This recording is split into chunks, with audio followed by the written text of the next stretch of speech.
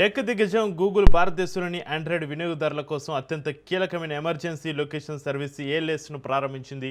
ఈ అధునాతన టెక్నాలజీని తమ 112 అత్యవసర సేవలతో పూర్తి స్థాయిలో అనుసంధానం చేసుకున్న తొలి రాష్ట్రంగా ఉత్తరప్రదేశ్ నిలిచింది. ఈ విషయాన్ని గూగుల్ ఒక ప్రకటనలో అధికారికంగా వెల్లడించింది. ఈ కొత్త ఫీచర్ ఆండ్రాయిడ్ ఫోన్లలో పనిచేస్తుంది. ఎవరైనా అత్యవసర పరిస్థితుల్లో 112 నెంబర్కు కాల్ చేసినా లేదా ఎస్ఎంఎస్ పంపినా వారి ఖచ్చితమైన లొకేషన్ ఆటోమేటిక్గా సహాయ బృందాలకు చేరుతుంది.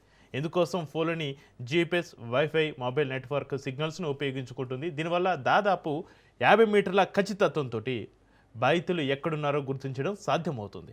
ముఖ్యంగా ఆపదలో ఉన్నవారు కాల్ చేసిన కొద్ది క్షణాలకే కనెక్షన్ కట్ అయిన ఈ టెక్నాలజీ పనిచేస్తుంది. వారి లొకేషన్ వివరాలు అప్పటికే ఎమర్జెన్సీ కేంద్రానికి చేరిపోతాయి. దీంతో సహాయ బృందాలు వేగంగా సంఘటన స్థలానికి చేరుకోవచ్చు. వినియోగదారుల ప్రైవసీకి పూర్తి భద్రత ఉంటుందని గూగుల్ స్పష్టం చేసింది.